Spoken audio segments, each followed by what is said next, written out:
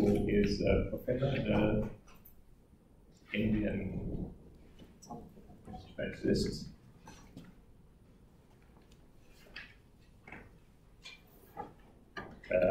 And he's doing a second master's in ethnomusicology at SOAS.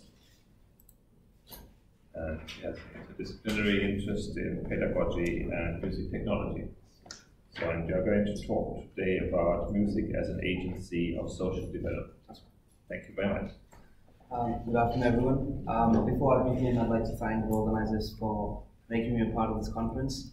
And I feel really delighted and excited to present my first paper here. So it might sound like nervous or not.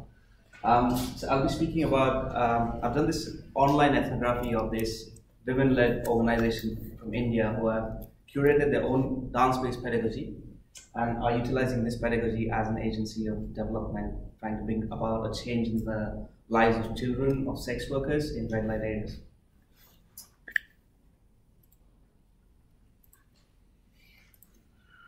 So I'll be speaking about, these are the main segments of my presentation, and I'll primarily introduce the geographical area we're looking at, what the red light area looks like, and then followed by this initiative by this organization which is called as DEED, which stands for Dance for Education, Education for Dance. And then I'll move on to like how they've curated the pedagogy, which is actually a blend of two different interdisciplinary pedagogies. And finally, with one small case study example and some further challenges of this, within this system. When I was advertising about this, that I'm speaking at this conference today, last week online, some of my professors at SOAS, they asked me a question that how does dance pedagogy fit into music? So I thought of adding this extra slide to just explain my dimension of it. I belong to the tradition of North Indian classical music, in which the founders of this, the curators of this pedagogy have also been groomed as classical dancers. And for us, music is Gitam Vadyam Tatha Nrityam Trayam Sangeetam Uchite, which means that music is a composite of song, singing, instrumental music, which is melody and percussive, and dance. This Sanskrit verse was penned by Sharangdeva in a treatise on music, which he penned in early 13th century in India. And yeah, this topic fits into like a branch of ethnomusicology, which is applied ethnomusicology, so it's definitely relevant to the music and care theme of the conference. So this is the part of the world we're looking at. South Asia, I don't know, you must be knowing India, one of the largest democracies of the world. And this is a state in Midwest India called as Maharashtra. And that's the capital city of, the cultural capital of the state, Pune. And there are like 8 major red light areas in India, and the third largest is in Pune, where Sutradhar, the organization, is working. And they have this initiative called DEED, and this is what the place looks like. There are more than 5,000 sex workers, out of which more than 3,000 are women sex workers, and about 70% of those 3,000 bear children, either one or two. As you can see in this picture, like in the background there are these sex workers who are waiting for customers, and there's a child playing just in the same area. So you can just draw meaning out of it that the child is not given a very favorable environment for child growth. They're deprived of childhood. They don't have any other ways of like non-verbal communication and engagement with other children in their community. So there is a major question like amongst the children, like footsteps to follow, because there is one thing in the community that if there is a boy child, then he's forced into becoming a solicitor or a pimp, and if there's a girl child, then she's forced into sex work. So I'm sorry it's not a very good picture, but that's the only one I could find. They are the founders of DEED, that's Toshal and Madhura. And when I asked them about their concept of DEED and why DEED came up, they said, I'd like to quote Madhura, who said, Deed was designed for the children of sex workers who are deprived of love, harmony, and communication. The red light area environment in which they live is torturous. And if you and I were to relive such a childhood, I'm sure we would suffer. So we thought that if we teach them non-verbal expression, they would get newer channels to express their mental agitation.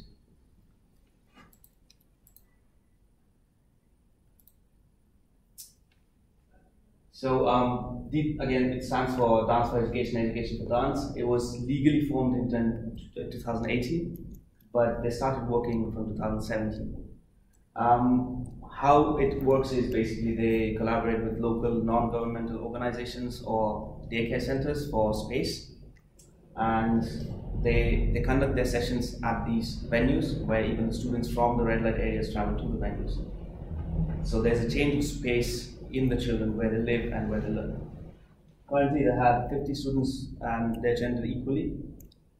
So these are the main objectives of to reshape social identity by teaching different ways of non-verbal communication through music and dance and visual arts. So the thing which really interested me about Deep was how they've blended this pedagogy by blending different elements of arts-based therapy and Kathak pedagogy. So I will introduce what Kathak is and what the pedagogy is, and then also about arts-based therapy, and then I'll highlight the points which have actually been blended.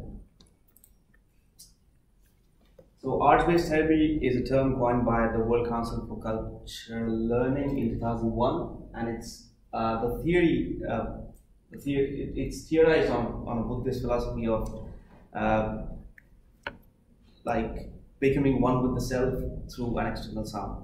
So like just connecting with yourself and going to peace. And these are the 4 different therapeutic models which have been blended in arts-based therapy. So it itself is an interdisciplinary pedagogy. Can I show a video of this? Oh, yeah, go ahead. So I just want to show like when people get in a circle and drum on a beach in California, what they're creating is music, a rhythm that involves all of the people. I don't give a hoot about the quality of the music or the beats, or whether you hit this one with this tone and this one with this slap. It has nothing to do with what I teach. So I'm not teaching music. I'm opening people up to expression, and their expressions end up converging so that it ends up being a wonderful statement of purpose or experience. So, conceptually, when the deep pedagogy was created, this was one of their motives, that you don't want to create artists out of the students, but we just want them to express themselves more clearly. And how many of you have seen Kathak dance before? Do you know what Kathak dance is like? No. Right. It's best to show a composition. Kathak is one of the classical dance forms of northern India, and well, I just show a video. This is one of Sutradhar, the organization's showcase, and well, the drummer you'll see in there is me.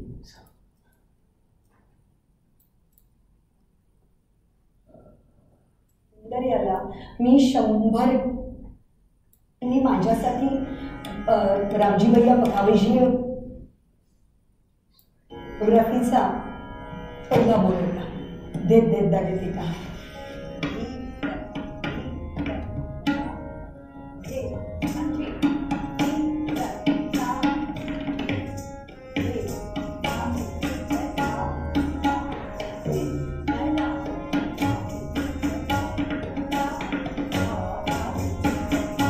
As you can see, like, this is choreographed and it's pre-rehearsed.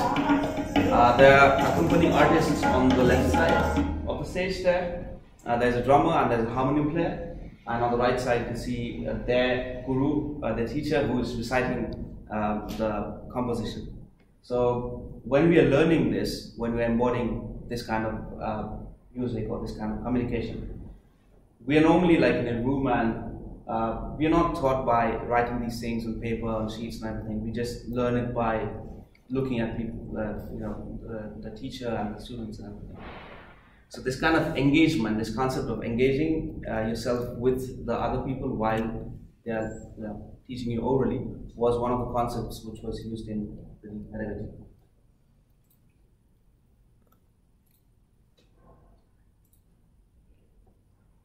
So these are the highlights of Kathak. It has a very strong Hindu subculture. It's teacher-centric, so students travel to the teacher's place, and you can see in this picture, there's a male Kathak guru. His name is Pedagogy Maharaj, and this is a ceremony going on where the student, he accepts her as his official formal student, and after which her teaching and her learning system will start. So this is like very imperative that happens before the student starts learning. So the student is kind of initiated in that school of thought.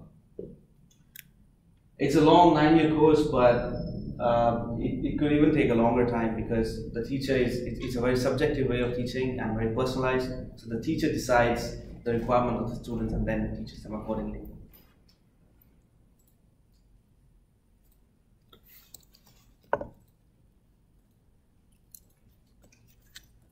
So, just as comparison, traditional Banaras Kathak is very Hinduized, and there are challenges in teaching Kathak to people who do not know Hindu culture. You don't have to convert, but then you'll have to learn the different things in the repertoire based on what kind of approach we have, ideology we have of the Hindus. Whereas arts-based therapy is very multicultural. I'd rather say it's neutral. Anyone can learn it. And these are like main differences. So the deep pedagogy was created by blending these elements, and this is what the deep model is. So it's like a 5-year curriculum with 2 semesters per annum. There are bi-weekly sessions which are like 1 hour per session, where the students and the teachers both travel to like different venues. 6 to 16 years the target age, and activities are customizable based on requirement of each student. So it's curriculum based as well as customizable. And currently they're operating like 7 centers, so collaborations with 3 different NGOs in the red light area. And this is like really impressed me that they have annual dance performance of the students.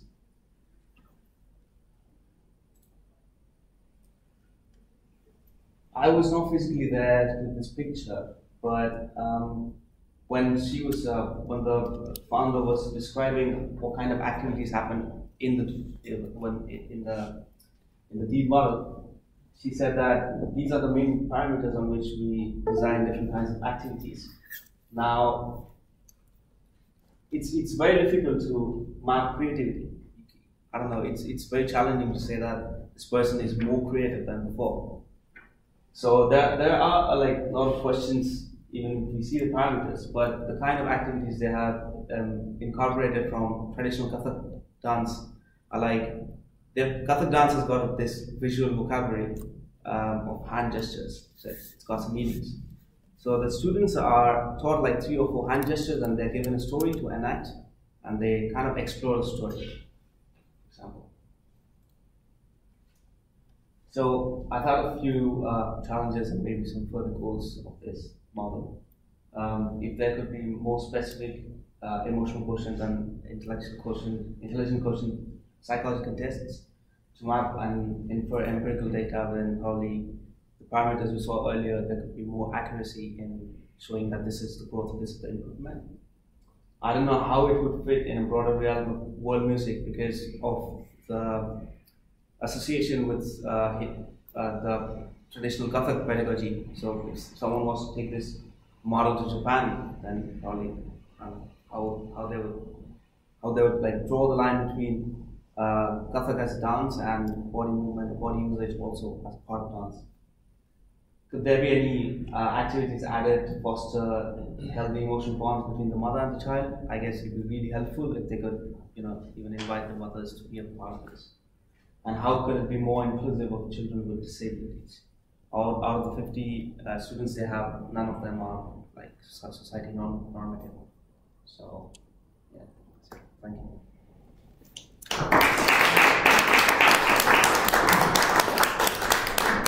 Thanks so much. What are your questions? Yes, please. In addition that you mentioned children being active and learning something that can lift them out of this love-deprived situation, is there any chance for them to be lifted out of this environment at all through this program? Right, so they are being lifted out of the environment because you see the NGOs have got venues outside the regular area, and that's where the teacher and the student are meeting. So they are outside, like literally outside the environment. But yeah, like I could not give any picture or photograph of what the space looks like where they learn, and if that space can be, there can be more investment in redesigning the infrastructure and adding more colors, make it more learning favorable, then probably that is the case. Did they not want you to take photos in the centers? Yes, there was a problem then. We could not take pictures. Why not? There were like legal issues because this online ethnography one I was taking, like I could not get in touch with the NGOs, and because the NGOs have all the rights to the space, the organization could not get me rights to click pictures of the space, which are actually of NGO. That's a copyright problem. The katas dancers were presumably not, that you showed us in the video, they were presumably not sex workers. You showed us a video of the katas dancers. Yes. No, they were part, they were the part of the team. Yeah. They were not the. They were. So the question would be: are any of the you are focusing on the children? Yes. So you're not focusing on the women to give the women another perspective in life rather than serving men's. No, exactly. No. Okay. Sorry, yes, please. Thank you very much. Any testimonial from children who've been part of this program? What this means to them? Are their outcomes different or similar to what the projects?